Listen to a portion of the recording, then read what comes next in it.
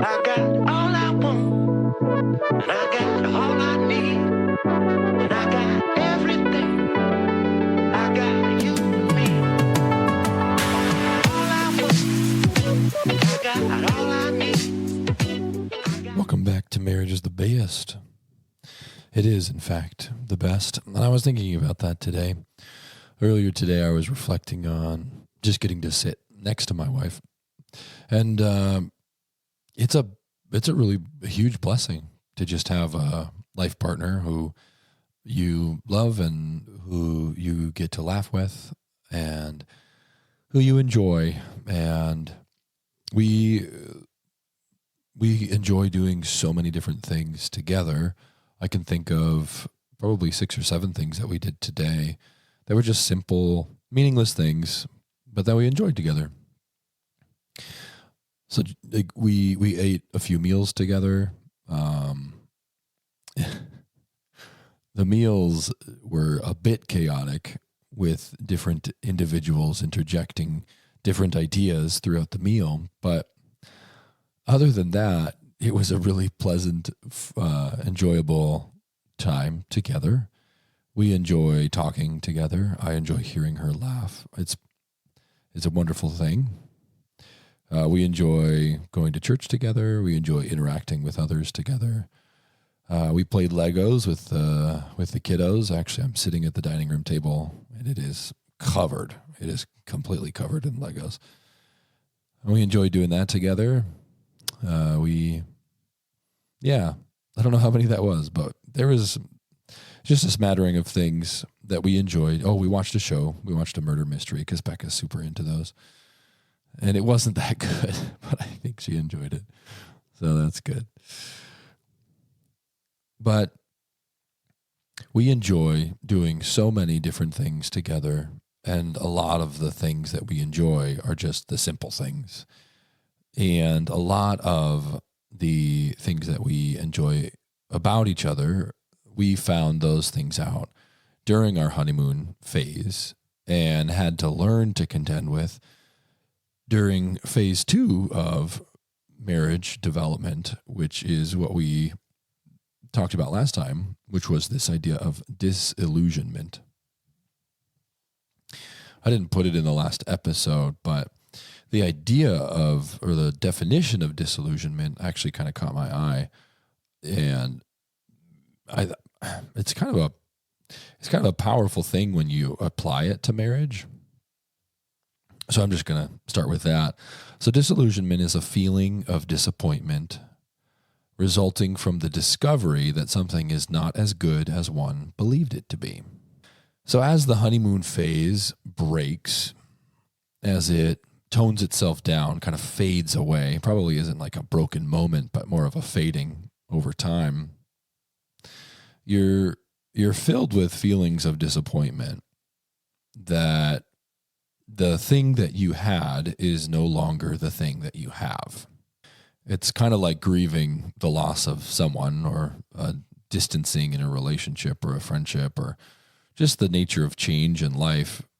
Marriage changes in seasons, in phases, and we can't stay in any season. We can't really choose to stick ourselves in any of the seasons or phases of marriage because of time and change and growth, because of life and all of its challenges and curveballs, and just by the nature of being a human. There's no going back. And so moving through the honeymoon phase and getting to the disillusionment phase is, first of all, well done, you've made it. And second of all, welcome to the real world. Welcome to the real marriage. You know, it's one of those things that we all have to process through, and no one can necessarily prepare you exactly for what it's like to move beyond honeymoon and into disillusionment.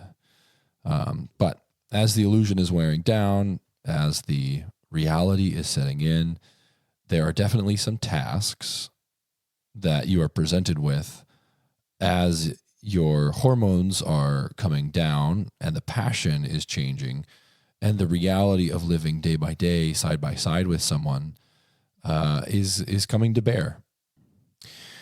As I was thinking about kind of some of the primary tasks of this phase of relationship, I was thinking about how last time we talked about conflict and how disillusionment, because of the fading of the illusion that the honeymoon phase brought, and the reality of life that is now being presented in this new season, there is a lot of conflict around normal, functional, everyday realities that you have to face. It's dishes and laundry. It's my family wiped the table and loaded the dishwasher in this way, and yours didn't. It's all those little things that we couldn't have known that would bother us. It's all those little things that come as a result of moving into the living together phase of the relationship, or the being together in this new context of the relationship. And so I was thinking about how within this kind of second stage or phase, the setting of the rhythm, the way that you set up the rhythms of your conflict, of your intimacy, of turning toward this other person, of connecting with them, and the rhythm that you said of just being honest, both with yourself and with your partner. Those are kind of the big tasks or foundational building blocks that you're setting in place as the honeymoon phase kind of fades away. So when we think about a rhythm of conflict, this is kind of where the idea of 1,000 conflicts comes into play. Because of all of the little things that you're facing and that are changing and breaking, you find that there's 1,000 different opportunities to have little conflicts about little things, conflicts about big things, conflicts about really hard things, deep things, conflicts about, small things. And I guess in this context, I'm really just talking about conversations rather than conflict. But they are maybe uncomfortable conversations. They're conversations that have the strain of everyday life, of everyday stress, of job stuff, of kid stuff, if you've already kind of jumped into that. And so managing through those hard conversations and creating a rhythm that says we are going to engage these hard conversations as often as they are necessary is kind of the primary task, and is also probably the most difficult part of doing the disillusionment phase of the relationship well. I'm going to turn toward you. I'm going to engage you in these hard conversations. I'm not going to shut down or turn away or just choose not to engage because it's easier that way. And that is the truth, in this phase of the relationship, it is much easier to just, not care or let things, escape you, or put them on the shelf and let them create kind of problems in the future. That is like the easiest way to go about it. And it's kind of tempting to go that route because there's so much work to engage in all of the necessary conversations that need to happen in order for you and your spouse to either get on the same page, stay on the same page, update the page that you're on, any of those. It takes a lot of work. And so the disillusionment is where a lot of that work takes place. And that's where a lot of the rhythms are then kind of initiated. And a lot of those rhythms are going to be with the couple kind of moving forward for a very long time. And if you kind of know that in the disillusionment, in the second kind of stage or phase of the relationship, as the honeymoon phase fades away, then you're able to address the conflict and the need for it, the communication and the need for it, the intimacy and the need for it, the honesty and the need for it as things come up. Because when you know that the rhythms that you're setting up right now are the rhythms that you're going to take into the future, I think that ought to inspire us to do the work in this second phase of the relationship that is necessary in order to come out ahead in phase 3. So we've talked about rhythms of conflict or communication. Rhythms of intimacy are interesting. It's difficult, I think, to establish healthy rhythm of intimacy without kind of a really healthy understanding of what intimacy really is and means. And some of that, I think, really can just be figured out each couple for themselves in the privacy of their bedroom. But where that falls short is so many people struggle to engage in intimacy kinds of conversations. So they're not talking about, what it's feeling like. You're not talking about what your experience of it is like. You're not acknowledging or kind of bringing out the hard truth or reality of either I'm uncomfortable or I'm tired, or balancing out the different levels of desire over the years and throughout the different seasons. So the rhythm that you're setting is, can we talk about this, and can we talk about it regularly enough that we know each other in it? Can we talk about it so that we know each other, so that we can improve the way that our intimacy runs and how we're addressing that part of our system? Can we talk about it enough to know what is enjoyable, what is not enjoyable? Can we give each other grace for the awkwardness of working through the fact that we're learning, like that we're learning and growing in this area, and it's not something that is necessarily great at right off the bat.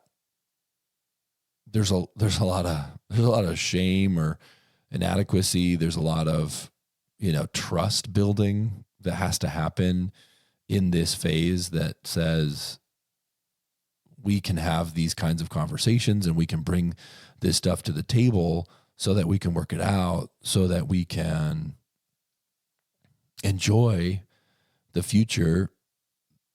And ultimately, those rhythms of communication are going to lead to rhythms of connection when you really know and hear kind of where your spouse is out and what they're thinking and feeling in this area. They're also going to establish kind of a knowledge and an understanding of what it's going to look like for both of you to be healthy and balanced. And I would say that health and balance are really important when it comes to expressions of intimacy and engaging in intimacy. And, Becca and I haven't been perfect at this. We had some early kind of fights in this season, and in this phase of our relationship, we had some fights about it, and we had to go out and seek some counsel for how to move through it. And ultimately, the counsel wasn't that helpful, but we continued to kind of lean into one another and talk about it. And I think that we have improved it over the course of the last 4 or 5 years. And I think it's in a better place, a good place, in fact. Hopefully Rebecca would agree, although she is not here to discount or discredit what I think or feel. But ultimately, those conversations that we had and the regularity of the conversations that we had, not even that we were doing them well, but just that we were doing them regularly, helped to transform our marriage from we experience these things in private. They hurt us. We don't talk about them. They embitter and disconnect and distance us. And the fading in the relationship is exacerbated, right? That we talk about that natural orientation of away. I think we talked about that a few episodes ago. Well, that gets exacerbated when we're not having those regular conversations. Another rhythm that you set up, and I talked a little bit about this last episode, but another rhythm that is set up is this idea of turning towards your spouse. And in the disillusionment phase, it's very difficult sometimes to turn toward your spouse, because the last thing that you want to do when you're upset or frustrated with them is to turn toward them. In fact, maybe you despise the idea of turning toward your spouse in some of these moments. And it's really important during this phase because you're setting up a system for yourself, a rhythm, a series of connections in your mind, a neural pathway, if you will, for what is this going to look like in the future. And if it's going to look healthy and connected and sustained, a sustainable one, or is it going to look broken down and just ultimately lead to disconnection? So even though you're setting up all of these rhythms in the disillusionment phase, you're going to continue to find the rhythms that you've set up into phase 3 and 4 and 5. And that's why the work of marriage, a lot of it actually happens in this second phase of the relationship. It's where a lot of the conflict comes from. It's where a lot of the rhythms come from. You know, we didn't even talk about the rhythms that are the sustainable system rhythms, which are the 20-minute de-stressing conversation, the hour-long connecting of date night, the getting away once or twice a year for 1 or 2 nights, the affectionate rhythms, and then the kind of just the culture of appreciation. A lot of the work to set up those rhythms of connection happen in this phase. As the honeymoon phase fades, you're much less likely to want to put more time and energy and effort and to make space for the marriage, because it's inconvenient at times. Maybe you'd rather put, energy into hobbies, or maybe you'd rather put energy into friends, or maybe you'd rather, go and do something else, anything else, hobby, whatever it might be that's kind of keeping you from really leaning in and establishing the rhythms of connection that are going to make the marriage something that is the best for you and for your spouse and for the future generations, your children and their kids. The foundation is set during this kind of second phase, or a lot of the foundational kind of rhythms are set during this phase. And that's why even if you have a rocky start, kind of like we did, you can still do all the work, literally all the work, to then get past it and continue to establish the rhythms regardless of how you're going to start. But it is a lot of work. And how you start your honeymoon phase, we talked about how obviously that impacts the way that this work looks. Another rhythm that people are setting up during this phase is honesty. Are you going to be honest with your spouse? Are you going to tell them those things that, they need to know?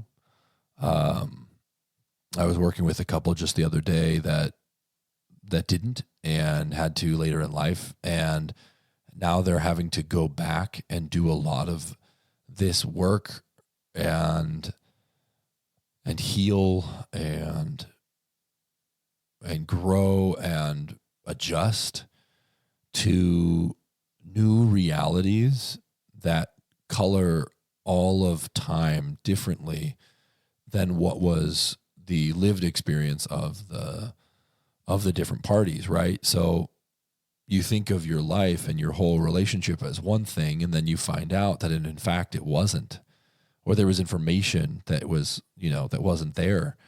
And all of a sudden, it's almost like when a woman finds out that her husband has been looking at porn the whole marriage or the whole, the whole relationship. That's another destructive kind of broken trust area, or this area of honesty that then leads to like either you're going to do the work in this like second phase, or you're going to ship it forward in time and create lots of problems for yourself into the future. You're also going to make it really difficult for you and your spouse to heal well and to process well through it, because you're throwing it into a phase of the relationship that it really doesn't necessarily belong in. This disillusionment phase, as the illusion is breaking, as the honeymoon is fading, it's a great time to get the full transparent honesty and to establish rhythms of that, so that you can be honest when it's hard in like later on in this phase, and then into the third and fourth and fifth, etc. phases of the relationship, the marriage. Some of the pitfalls that come with this are kind of self-explanatory, but I'll just go over a few of them that I was thinking about. Avoiding conflict, obvious. Not communicating, obviously. Neglecting the rhythms of the connection, right? Not establishing your sustainable system. Overworking yourself. Not like even like you can work super duper hard in this season, and I know lots of couples who have. It is really important to establish those rhythms of connection, despite all of the other things that you're trying to set up. Usually if people are a little earlier on in their lives, they're also setting up careers, or they're setting up their families or whatnot, or maybe crazy things are happening. There's always crazy stuff. So neglecting the rhythms in this phase makes establishing the rhythms way more difficult as the third phase comes into play. And we'll talk about that in the future. I have it here, pursue. Like in this phase, the more pursuit you do, the more you're setting yourself up for a future of blessings.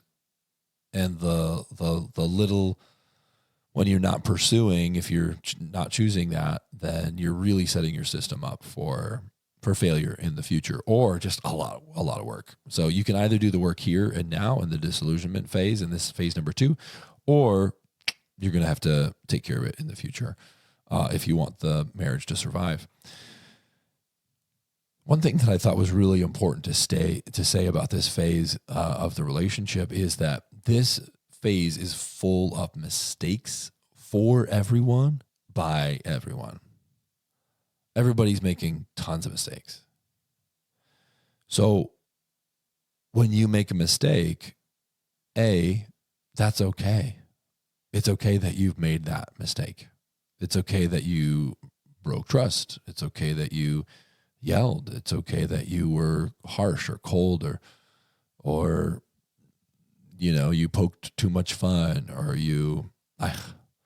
oh my goodness, I had this thing that I would do to Becca that was so uncomfortable for her. And it wasn't like a sexual thing, but I had this thing that I would do to Becca, and she once did it back to me, and I hated it. I hated it so much. It was so uncomfortable. It was so weird. It was so awkward. It was so all these things. And it wasn't until that moment that I realized, oh, that's how I've been making this beautiful young woman feel as I have, moved through the early phases of our relationship. Tons of mistakes, right? Bex and I make tons of mistakes all the time, every day.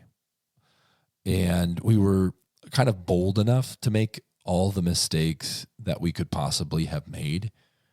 Becca wears her heart on her sleeve, and so I always knew when I had made a mistake.